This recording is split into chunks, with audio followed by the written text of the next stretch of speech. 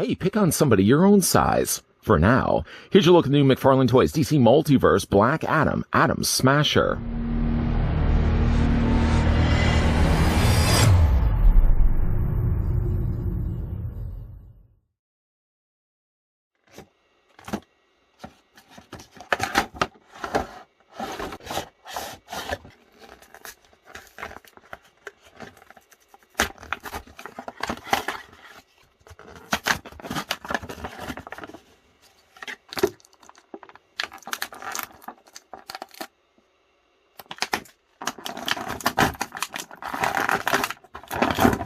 As one of the newest recruits of the Justice Society, 20-year-old Al Rothstein can transform his molecular structure to grow to towering heights and alter his density to become the superhero Atom Smasher. What he lacks in experience, Atom Smasher makes up for in brute force and an endless well of youthful optimism. Before we get down to looking at this towering titan, I'd like to thank the folks over at McFarlane Toys, who did provide this sample of Atom Smasher that we could have a look at in this video.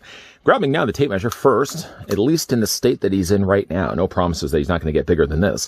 The figure stands at this size, about 6.5 inches in height, or he's about 17 centimeters tall. As for figure sizing, let's bring in some of the Society. Justice Society, that is. Here's what Atom Smasher looks like next to the previously looked at Dr. Fate. And while the bodies are similar in size, you can give it to Dr. Fate for being slightly taller just because he's got the much longer helmet. And here's also what he looks like next to Carter Hall, the recently looked at Hawkman. Hawkman, woof. For a second, I thought was going to fall over. Because, of course, he's a little heavier with the back of his wings attached to his body like this. It does make for a more unstable figure when you're putting him on the shelf. Might I also just say, too, I've been pretty impressed with this wave as a whole so far. Atom Smasher is the 5th figure that we're going to be having a look at, with one figure still left to go. I believe that's Cyclone. We'll be looking at her in an upcoming video. But yeah, I've been pretty happy with all the molds and all the paintwork that they put into these pieces. Accessories, admittingly, have been a little more on the lighter side, but in a case, really, of Atom Smasher, really, what accessories would you include with him? Tiny little buildings? Although, the obvious thing I would state about this figure, now, this is a normal-sized Atom Smasher. I hope at some point McFarlane's team decides to release, even if it's just this same mold, scaled up, a mega-sized version of Atom Smasher. Who else is with me on that?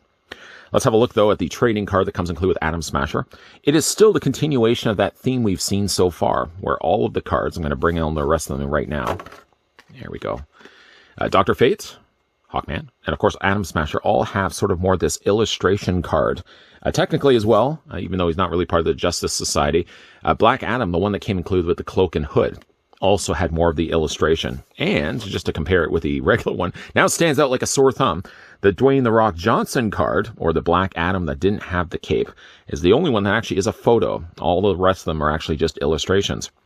On the back, though, of Atom Smasher's card, I tell you that his real name is Albert Julian Rothstein, with a small little read-up. You can either pause and read for yourself if you certainly would like to, but I'm going to put that to the side. Figure also comes included, of course, with a display stand. Nothing new here. I mean, the same display stand we've gotten countless times already. A circular black stand, peg, logo. Psst. Put that to the side. Figure also comes included with swappable hands. The neat thing about the hands, not super neat, but something I certainly did want to mention, is when you do get him out of the plastic prison that he's contained inside, he has a closed fist and he has an open hand. What he comes with swappable hands, though, is the swap copy of that, the mirror flip to it. So while he has a gripping hand on this side, he also has actually a secondary hand that is the same gripping hand that can go then on this side. And as you can then guess it, the closed fist that he comes included with is literally just the opposite version to that goes onto this side of his body. If you did want to swap out any one of the hands, for example, so like to show you already, he does have a open hand, so a good mauling hand. Seriously, like this guy needs to be oversized.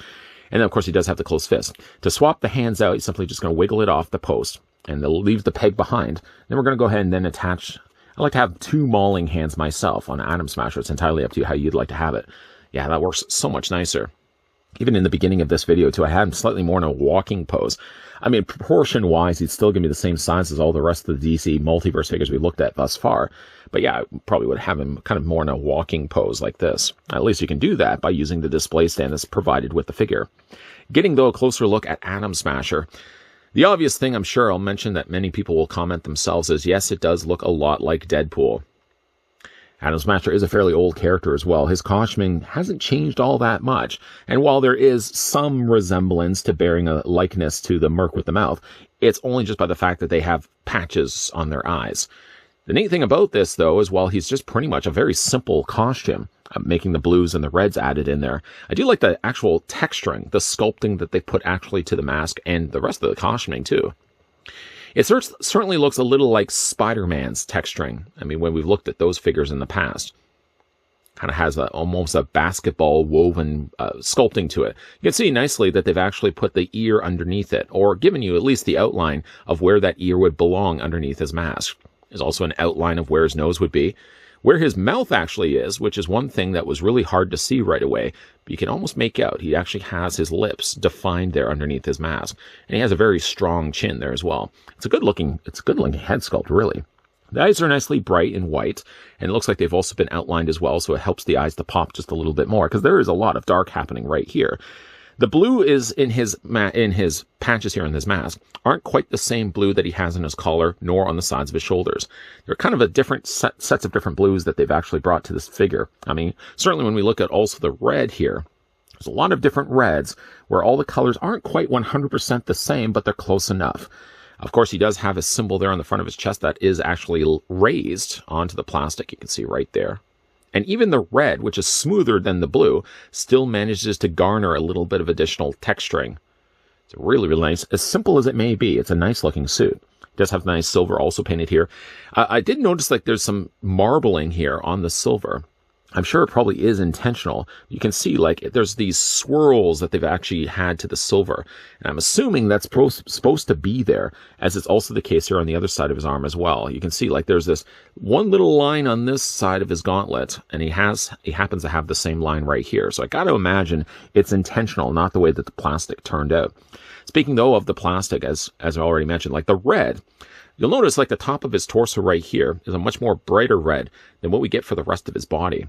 The sleeves on his arms, the mid-abdomen area, and then even his lower legs seem more like a muted version of that same red. I'm wondering why it wasn't the same color that they used to carry over. It's one thing that does look a little broken on this figure is the fact that the reds don't quite match 100%, but they are still close enough, and it doesn't bother me too much. He's got the nice coloring done to his belt. His belt does look, of all the things that are on this figure, the muddiest, simply just because it's closer to being like that. Well, it's obviously brown, but it does look a little bit more muddier, and it doesn't look as bright as maybe all the other colors that they've used for the figure's body. Spinning this around so you can see it from all the sides. Yeah, even like the red. The red does have some really nice texture. And the only thing, again, I would say is like the top part here doesn't quite match. It's not that seamless transition of the same color of red. This one's just a little bit lighter of a color. A nice sculpting, though, on the back of his body there as well. One thing I really like also about Atom Smasher is the way they've designed the boots. I would imagine this is the way it looks actually in the movie, but it looks like he's got flaps on both the sides. And then underneath that, you may be able to make out he actually has a zipper. I guess this is where he opens this up on both the sides. And this is actually softer plastic, which is something you could technically pull off, although you're not obviously going to be able to unzip his boots. But if you peel away the flaps, you'll also be able to see that there's a zipper just underneath that. That's a really cool looking boot. I would love to get myself a pair of Atom Smasher boots. Who's with me on that? And again, he's also got a zipper there on the front, so I would imagine this is just a continuation. It's just unfortunate that the ankle joint right here actually breaks up the continuous sculpt of the zipper there. For the articulation here on Atom Smasher, it's pretty much all the same as what we've looked at so far with the rest of this figure line. Head is on a ball joint, so it does rotate all the way around. I thought for a second, actually, that he did have a neck ball joint, and I don't think that's the case. Well, it does almost look as if the neck can move. I think it's sculpted in there, and it's only just the ball joint at the top of the neck that attaches to the head. The head does rock back and forth this way. You can now, of course, rotate the head all the way around, has him looking up, but more importantly, you can have him looking quite a low down. Again, that's going to make for a great looking thumbnail, I think. Arms rotate all the way around, of course. You can hinge those arms also as well at about a 90-degree angle bend. You can take the biceps, swivel them on both the sides, and the figure does have also a double hinge on the elbow. What, no love on this side? Okay, he has also a double hinge on the elbow right there as well. How awkward does that look? Hands also allow the hands to rotate all the way around, whether you decide to use these hands or you decide to use the closed fist. They work the exact same way. Upper torso is on a ball joint. The lower torso, let's bring those arms down. I was feeling uncomfortable there for a second. The lower abdomen area is also on a ball joint. And as for the legs do split out on a ratcheted joint. You can see again. Why do we always continue to show these in these videos? I say that to you guys, but I'm the one that's making these videos. I always seem to show you guys the ratcheted undercarriage of these figures. But you can see, like, there's a ratchet joint on both the sides. It makes for a nice clickety-click, strong, stable legs. You can, of course, take the legs, move them forward and back. This bottom section, once again, is using softer plastic. Again, it's nice to conceal the joint, but constant doing of this may actually stretch that plastic just a little bit. Of course, he does have a slight swivel at the top of the thigh, more the way it's just been assembled. Figure does have a double hinge on the knee. There is, once again, no articulation for the boot. I thought with Atom Smasher, at least, this would be a prime time that they could have had some boot articulation. But once again, it's just a continuation from the bottom of the knee all the way down to the top of the ankle. Speaking of ankles, his feet move back and forth this way. He does have a nice ankle pivot, and the figure does also have some toe articulation as well. Do you like the look of Atom Smasher? He's very, again, traditional. I keep saying this in all these reviews, that the costumes that they made for Black Adam, even though we really have only 2 trailers to work with so far, but all the costumes on these characters are very accurate to the way they looked in the comics. As much as I was not a fan of Justice Society as I was Justice League, I still remember having a couple of comics, and Atom Smasher made several of the pages of those comics.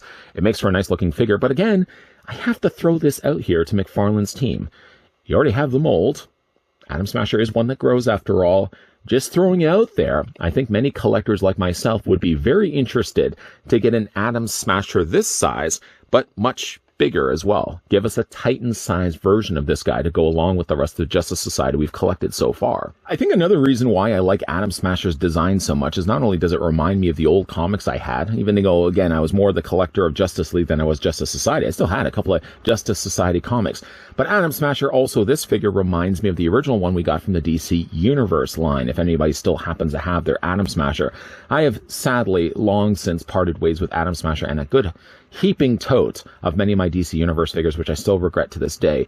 Atom Smasher would have been a nice figure still to keep in my collection, but I can now live vicariously through the DC Multiverse version of Atom Smasher and the way he's going to appear in the Black Adam movie.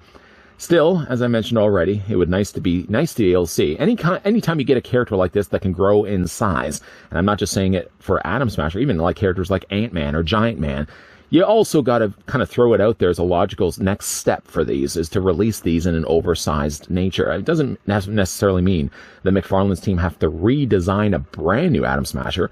You technically already have the mold. If you already have the mold, why not just scale this guy up?